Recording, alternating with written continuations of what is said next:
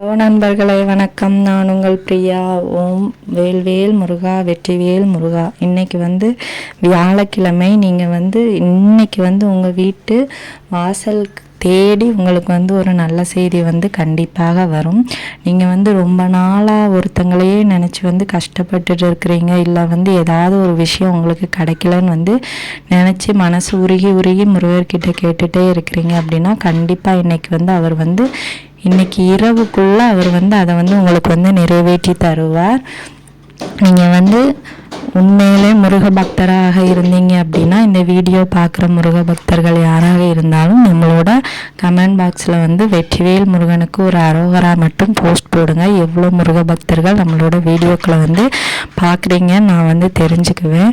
So நம்ம நிறைய பதிவில் சொல்கிறது என்ன அப்படின்னா, நீங்கள் கோபக்காரங்களாக இருந்தீங்க அப்படின்னா கண்டிப்பாக உங்கள் கோபத்தை குறைங்க. முதல்ல எவ்வளவு தூரம் உங்கள் கோபங்கள் குறைந்து வருகிறதோ அவ்வளவு தூரம் உங்கள் வாழ்க்கையில் ஒரு மேன்மை கிடைக்கும். நீங்கள் நினச்ச விஷயங்கள்லாம் நடக்கும். முருகர்கிட்ட நீங்கள் பொறுமையை தான் கையாளணுமே தவிர கோவப்படக்கூடாது. நம்மளுக்கு இந்த கோபம் தான் அவர்கிட்டையும் வரும். அவர் நம்ம பிடிச்ச விஷயத்த செய்யலை, நம்ம கேட்ட விஷயத்த செய்யலைன்னா உடனே நம்ம முருகர்கிட்டையும் நம்மளுக்கு அந்த மாதிரியான கோபங்கள் தான் வரும். நீ எனக்கு கேட்டதை நீ செய்யலை முருகா, நான் இனி உன்னை நினைக்கவும் மாட்டேன், உன்னை கும்பிடவும் மாட்டேன், உனக்கு விளக்கும் வைக்க மாட்டேன், இந்த மாதிரிலாம் நம்ம சொல்லுவோம். ஆனால் அப்படியெல்லாம் செய்யக்கூடாது. கண்டிப்பாக நீங்கள் பொறுமையாக இருங்க. பொறுமையாக இருந்தால்தான் எதுக்குமே ஒரு முடிவுகள் நல்ல விதமாக நம்மளுக்கு கிடைக்கும். பொறுமை என்றைக்குமே நம்மளுக்கு அவசியம். நம்ம கண்டிப்பாக பொறுமையாக இருக்கும்போது நம்ம நீண்ட நாள் நினச்சிட்டு இருக்கிற விஷயத்துக்கு முடிவு கூட பொறுமையாக இருந்தால் தான் கிடைக்கும். நீங்கள் அவசரப்பட்டால் எதுலையாவது உங்களுக்கு நல்ல முடிவு கிடைக்குமோ, அவசரப்பட்டால் அது ஏதாவது பிரச்சனையில் தான் உங்களை கொண்டு போய்விடும். கண்டிப்பாக நீங்கள் பொறுமையாக இருங்க. பொறுமை மனிதனுக்கு மிகவும் முக்கியமான ஒரு ஆயுதம்னு கூட சொல்லலாம். நீங்கள் ஒவ்வொரு விஷயத்துலையும் எவ்வளவு பொறுமையாக இருக்கிறீங்களோ அவ்வளவு பலன்களை நீங்கள் பெறுவீங்க. இது உண்மை. எல்லா விஷயத்துலையும் பொறுமையாக இருங்க நான் சொல்ல மாட்டேன்.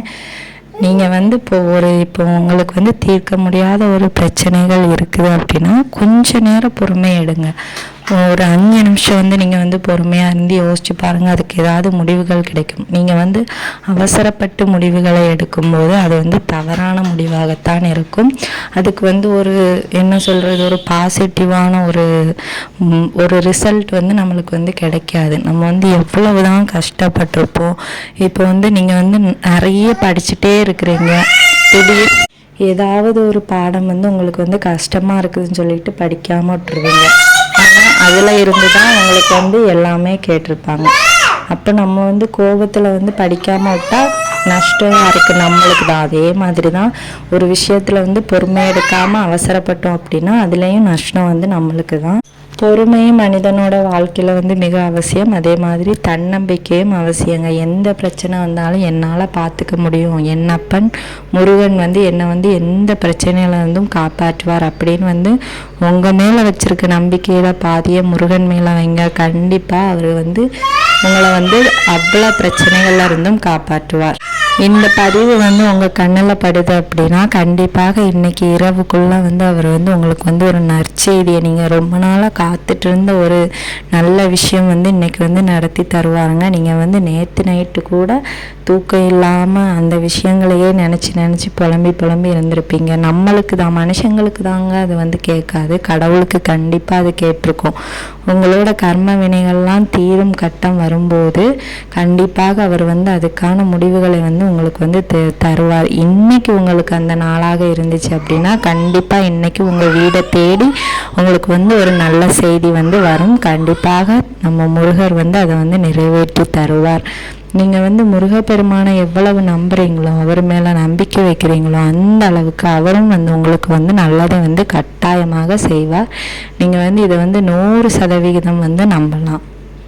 நீங்கள் வந்து அவருக்காக பூஜைகள் பண்ணணும், அவருக்காக விளக்கு ஏற்றணும், அந்த மாதிரி எந்த அவசியமுமே இல்லைங்க. தினம் தினம் நீங்கள் வந்து கொஞ்ச நேரமாவது முருகனை நினச்சி உங்களோட கஷ்டங்களை அவர்கிட்ட சொல்லுங்கள். கண்டிப்பாக அவர் வந்து அதை வந்து தீர்த்து தருவார். அதுக்கான முடிவுகளையும் வந்து அவரே வந்து ஏற்படுத்துவார். இன்றைக்கி வந்து உங்களுக்கு வந்து அந்த நாளாக இருந்துச்சு அப்படின்னா கண்டிப்பாக நீங்கள் வந்து நல்ல செய்தியை வந்து பெறுவீங்க. நீங்கள் வந்து ரொம்ப நாளாக காத்துட்டு இருந்த ஒரு செய்தியை வந்து அவர் வந்து உங்களுக்காக இன்றைக்கி வந்து கொண்டு வருவார். நிச்சயமாக நம்புங்க, கண்டிப்பாக இன்றைக்கி வந்து உங்களுக்கு வந்து நல்லது நடக்கும்.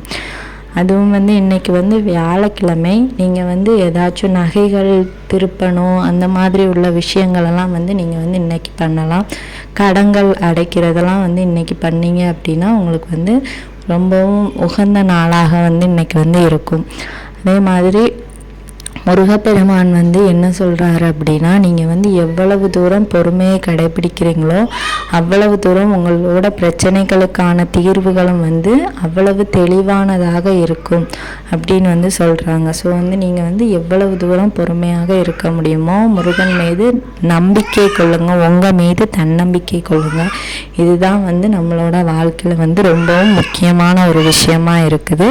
ஸோ வந்து இன்றைக்கி வந்து கண்டிப்பாக உங்களுக்கு வந்து நல்ல செய்தி வரும் நான் வந்து நம்புகிறேன். அப்படி ஏதாச்சும் நல்ல செய்தி வந்துச்சு அப்படின்னா நம்மளோட கமெண்ட் பாக்ஸில் வந்து கமெண்ட் பண்ணுங்கள். இந்த வீடியோவின் பதிவு உங்களுக்கு உபயோகமாக இருக்கும்னு நினைக்கிறேன். இந்த வீடியோவின் பதிவு உங்களுக்கு பிடிச்சிருந்துச்சு அப்படின்னா லைக் பண்ணுங்கள், ஷேர் பண்ணுங்கள், மறக்காமல் நம்ம சேனலை சப்ஸ்கிரைப் பண்ணி வச்சுக்கோங்க. இந்த வீடியோவின் பதிவை பார்த்ததற்கு மிக்க நன்றி.